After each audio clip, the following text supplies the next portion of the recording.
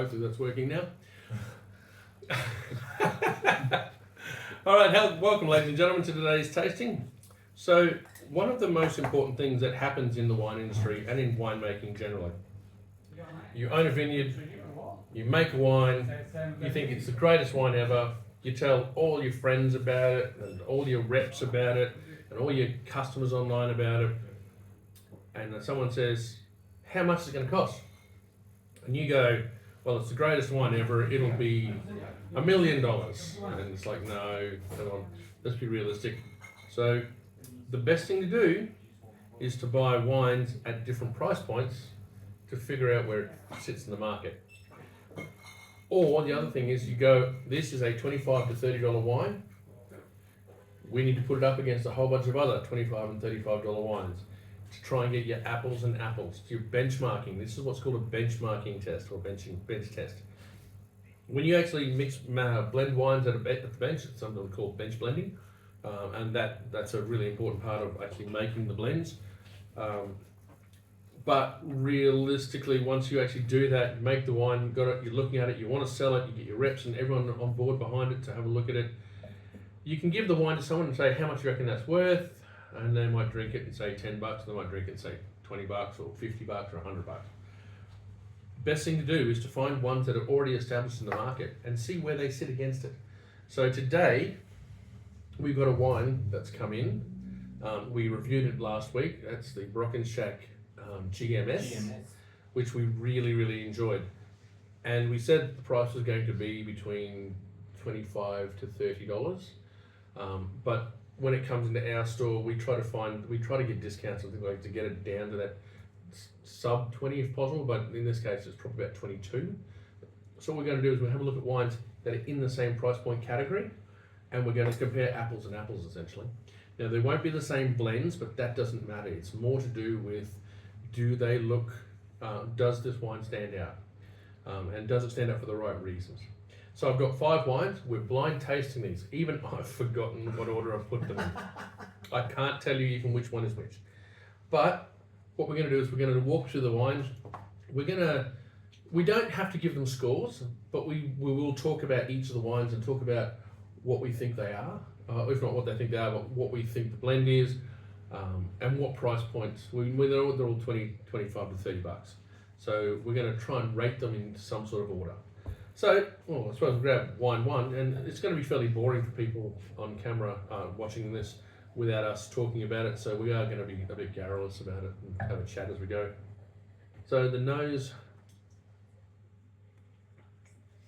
Now I'd like to point out, I've actually poured these over an hour ago. So the initial bright has blown off a bit. So you're going to get a lot more brooding sort of notes in there, and it's going to be a little bit more of that, like a wine that's actually micro-oxidized a little bit. So, oh wow. Okay, so the first one, whilst the nose is not a big rich nose, it's got some dark fruits to it, a little bit of that toffee appley note to it. On the palate, the tannin seems to be quite heavy. It seems to be a bit more a bigger rounder style, or GSM. But the more I'm drinking it, the more I'm actually getting like more of those flavors popping out. So lots of red fruits, toffee apple note. The Shiraz is quite dominant in that one. It's quite jammy, or quite punchy Shiraz. This is, by the way, they're all South Australian. They're all Barossa, so we're trying to keep it in the same region, so at least we can look at side by side. Yeah, okay. So let's just run through a quick blick on that one. So balance, length, intensity, and complexity. So balance-wise, I think it's pretty good. It's the tannins are. The tannins a little bit overt, yeah. There's a little bit of warming alcohol in there as well. So it won't get top level on blick, but it's good. Lengthwise, yeah, it's still lingering. But it's not as intense lingering to it. It's the tannin and a little bit of that fruit that hangs in the back. Length, intensity, yeah, intensity is good. It's pretty intense. It's pretty quite lovely. And complexity wise, well, I've got 2 or 3 different flavours, but they're fairly simple and easy drinking. They're not they're not going to be sitting there ruminating over chocolates and things like that. So yeah, no, it's quite good. I if someone gave me that, I wouldn't be upset. So I suppose let's have a look at it against the next one. So wine number 2. Oh, this is different. This is a lot more of those toffee apple notes. This is a lot brighter toffee apple notes. It's a big difference. Oh wow, yep. This one's got some real punch behind it. This has got some really good fruit. Oh, that's big. Oh, big Yeah, difference actually. that is a big difference. This one is really dark, brooding, and quite restrained. It's almost like it's sort of integrated in and becoming that older sort of wine style. This one, no. Nowhere near as tannic. This one's nowhere near as tannic. But it is quite grippy. It's still a bit of grippiness to it, but the toffee apple note comes through. So there's prevalent Grenache. Yeah, it's pretty intense.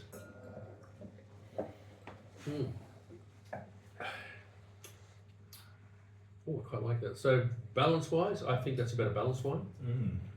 Nothing stands out, does it? Yeah. Everything sort of blends in. It sort of blends in quite nicely. Lengthwise, it probably finishes a little short, compared to the last one. especially compared to the last one. Intensity-wise, yeah, it's got good intensity to it, but it's never going to have some massive intensity. And complexity-wise, well, we've got probably, I won't say more complex flavours, but I think they're more defined flavours. You can definitely taste the toffee apple. You can taste literally you can pull it apart. You can taste the Grenache. You can taste the Shiraz. You can taste that Mourvedre coming through as well.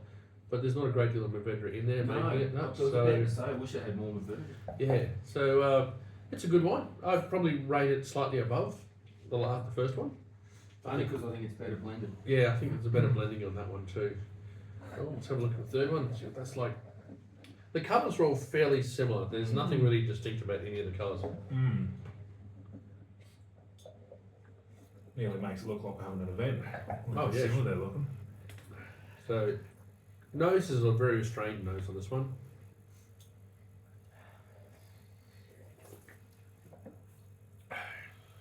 That's a much bigger, rounder sort of style GSM. That one? Yeah. Like you can see some of the toffee apple notes there, but it's a much fuller mid palate to the other two. Yeah, it's definitely a much fuller mid palate there. I don't get as much out of it as the one before. No, well that one, the fruit was really predominant and jumping out of the glass. A lot This more one, intensity, I guess. yeah. Well, I don't know, the intensity wise I'd probably go similar, but just the fruit style itself. So this one's got a lot more of those darker sort of intense fruits to them, whereas this one is more of those bright red sort of candy apple notes. Yeah, I'm sort of torn between those two. I like them both. I don't know which one I'd put above the other. Balance wise, great balance. Yeah, again. Length is probably a little bit longer than the last one. And particularly the mid palate, as you said. The intensity is good. Complexity wise, I think it's more dark fruits than it is the bright red fruits. So I'm not going to say it's ridiculously complex, but I think it's pretty good. I'm putting those two on a par with each other. I don't know. What's your opinion on those three wines? So Adam, which sort of way would you? I'd say that one, as you said, it's a good mid palate. That one we just had. Yeah. A big difference to, I believe it was the first one. I got a bit of front palate and touching probably towards the rear. Yeah.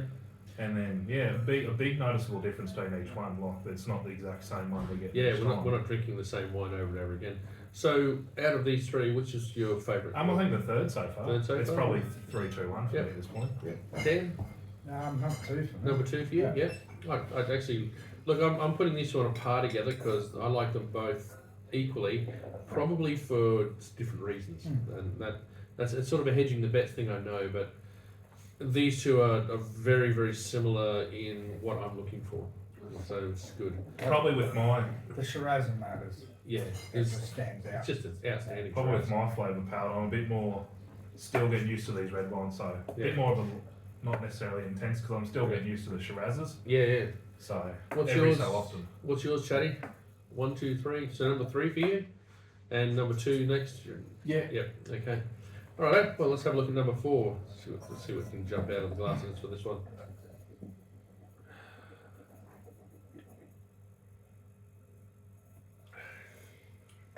wow, that's different. Whilst the other ones were there was toffee apple, particularly number 2. That one I just drank it, stopped, put it down, and all I'm getting is toffee apple now. It's like the Grenache on that is really predominant Grenache. It's really lovely. Like I really like it, but it doesn't seem to be as complex as number 2 and 3. Balance wise, again, probably a little bit unbalanced due to the intensity of fruit in that. A fair bit of oak out of it. Yeah, there's a lot. There's a good bit of oak in there. I must admit, I do like that. But again, it sort of unbalances it slightly. The complexity wise, that is great. Really good complex wine. But its overriding character is that toffee apple. Like it really is. Balance wise, yeah, put it on a par with probably the other 2 at least. Lengthwise, just the toffee apple was just so in the back palate, it just lingered. Intensity wise, yeah, it's probably brighter fruit, and in fact, probably the brightest fruit out of all 3 of them. Yeah. But I don't think it's much. Actually, maybe I think the complexity might not be as defined as those 2, as number 2 and 3. I think it's really lovely. Like if you wanted to just quaff something, that's a cracker. The Grenache is still there, right at the Yeah. back. It's all the way through. It's all the way through. So obviously it's very, very dominant Grenache, this one. Yeah, actually, it's one I'm kind of reaching for. Just that front palate is really missing, but it all turns up in the back palate too. Right, and number 5. Still hanging around that one. Yeah, that one's the length of that is really good. So number 5.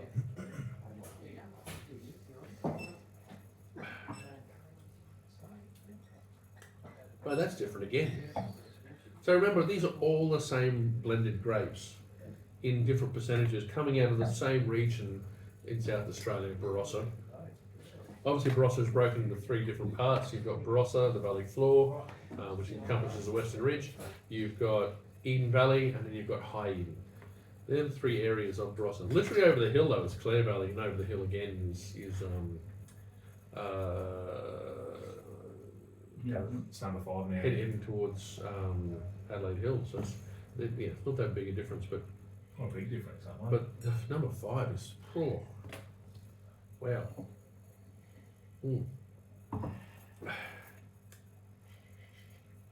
There's definitely some older oak in that too. We got some new and some older oak in that. So balance wise, good balance. Length wise, yeah, good length. I'm still tasting it now. Intensity wise, yeah, that's got a lot of good intensity for me. And complexity wise, There's a fair bit going on. I think there's a fair bit going on that one. Yeah. there's a lot going on that one. Once you swallow it Yeah, and the longevity of it hangs around, there's a lot happens afterwards. as yeah. well. The tannins. Getting a lot of back it's palate. soft, Yeah. It's really There's a lot of gentle yeah. drying at the back. Yeah. It's like, And the tannins aren't overt; they just sort of seamlessly run through. It actually makes you want to look for more. Yeah, Of what's in there, it you know? makes you want to look for more, and it makes you want to reach for the glass again. Okay. Okay, so this is going to be interesting now.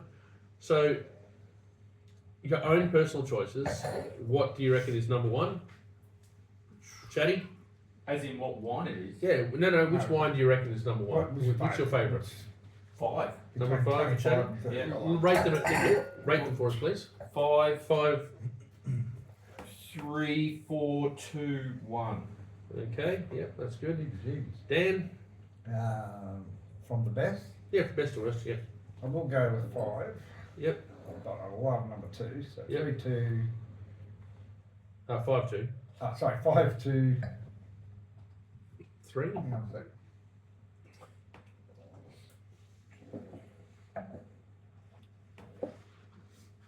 See, it's very important that we drink and taste and retaste and drink and retaste and drink and retaste and fall over and sleep. Yeah. Then 3 2 1. 3, 3. 4. No, was it? Would it pick one? Where were we? Oh, you So did 5 five, 2. that. 5, 5, 2, 4, 4. 4, 3, 2. One. 4, 3, 2, 1. Yeah. So you've 2 was got my favourite. 5, 4, 3, 2, 1. Taste two. Okay, that's good. That wasn't my pick. That was your pick. No, it was 5 Yeah. 2 5, 2, 4 4, 3 3, 1. Okay, that's nothing like what you Two said. actually taste better after you Righto. roll through them. Adam? I can go back and watch No, this. no. That's exactly what Yeah. I said. I Probably take not- your reality and substitute my own. I'm probably not far off Dan's one Yeah. with the 5, but I'm getting 3 and 4. I Yeah. keep mixing their plays, so Yeah. I think I might go 5-4. 5, 4. I'll Yep. do 5-4, 3-2, 1 actually. Yeah, it's not a bad setup. Righto, I'm actually going to take it just a moment to go back over them again. So I said before, we're still getting used to Mm. the big difference. The more complex, bigger stuff is probably. Yeah, I'm going 5. 5 definitely.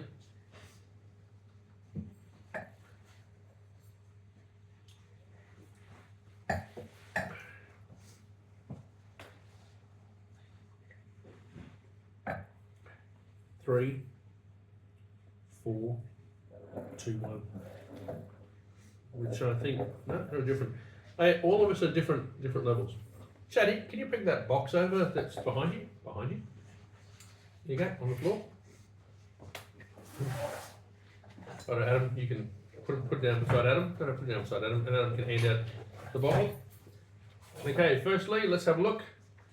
So this is the order that it was. Dandelion, number 4. Well, here you go. Oh, Sandra, no, five. it was. Of course. There you go, Stewie. There you go. Number 3 was Brock and Shack. So everyone get 2-1. Oh, 2. 2 is, oh wow, that's different. Okay. So number Number one 1 is one. Clary's. Oh, That's yeah. sad. I love that. Yeah, Yeah. surely. Now we've got the bottles in front of us. Where are you going to do it? Okay, we're now going to look at it. Now we know what the bottles are, and we'll pull the wines apart again to see. Is it our palates? Well, that's our palate blind, so you have to take that as pretty much gospel. But let's just walk through. Clary's, $25. Yeah, look, I just think it is lacking in the fruit intensity. This is the 2024 vintage, so it's the latest vintage out. Oh, yeah, maybe. So I that's think that's got worse since I've had all the other ones. yeah, because the other one's got really bright fruit rushing through them. It's organic, no finding filtering, so it's vegan. It's actually, like, don't get me wrong, it's quite lovely. It's still a good one. It's a good wine. It's just that in comparison to the We've other had ones, some better ones after it. yeah.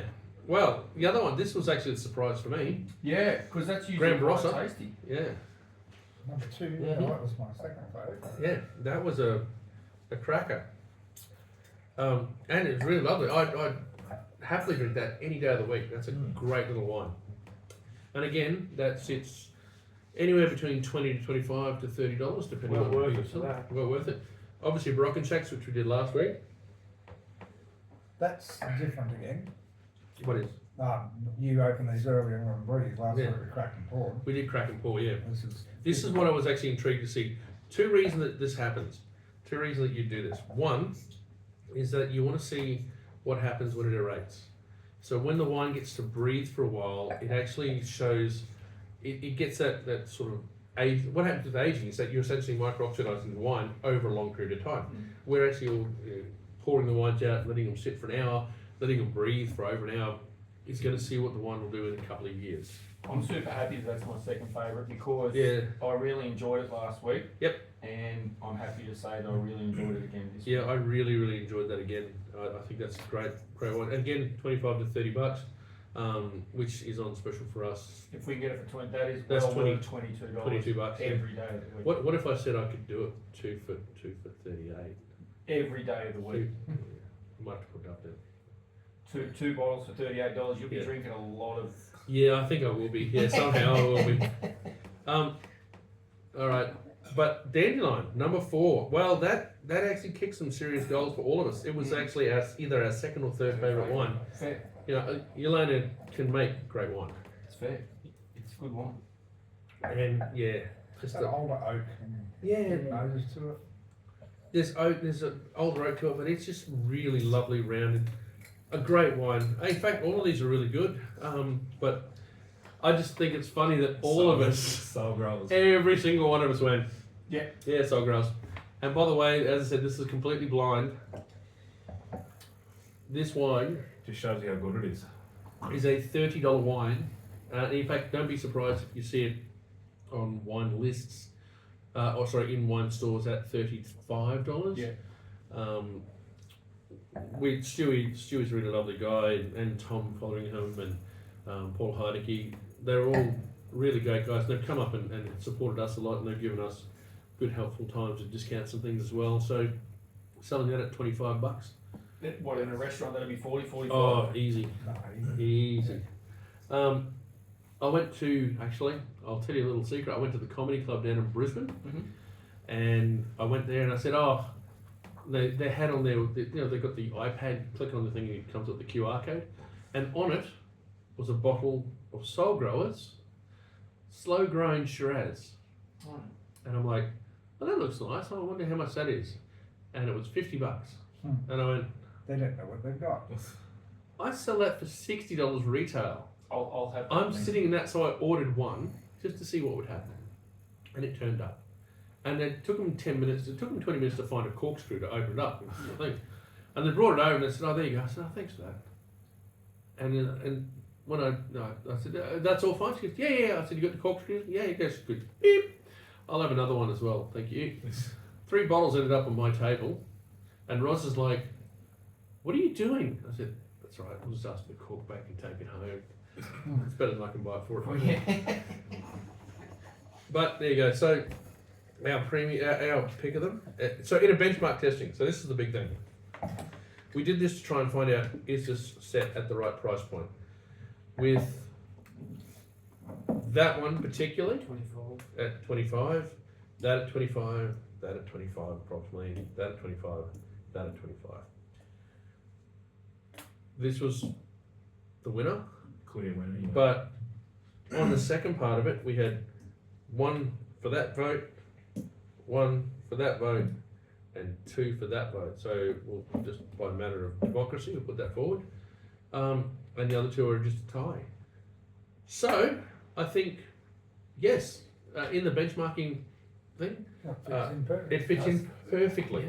You know, and I think that's a cracking wine. Good. Like, it's a great one. And this is the big part, is that you have to be, how can I put this, brutally honest and be open to having things said, because we all talked about it, and I think the consensus for all of us was that one just that really lacked its fruit. It was, And the further you went on, it was like it more looked died off. worse. Yeah. It's like, Kind of happy we started on it, because I don't think we would have probably had Yeah, we might would have have had a been worse reaction. would have probably been wouldn't have tasted it. dead at the end, yeah. I was quietly surprised at that. I was actually quietly, I thought, wow, that's, To Dan's point, I think they got better the longer it was hanging yeah, out. that did too. As I said, those 2 were for me were like, oh wow, they're so good by each other. That's And fantastic. The deal on that at the moment, 5 bottles of any of their branded stuff, you get a Magnum for free. Yeah. An $80 Magnum. You know, for free. yeah. The problem is though that this is going to be watched later, and That will be good. that'll be gone by then. But yeah, There's 2 magnums left. yeah. Well, yes, that's true. And they will be gone probably by the end of today. Well, to the end of today. Yep. But Dandelion again, a great little wine, and showed get out of you, go on, get. That's a brazen wine. Not getting that. But the Soul Growers, what a cracker of a wine! I'm so glad that I sucked down my pride and said, yeah, we'll get that back in. That was really good. That's a cracking one. And I think on that note, I think I will probably have to go off camera and Finish finish these wines. So drink well. Cheers. Cheers. Cheers.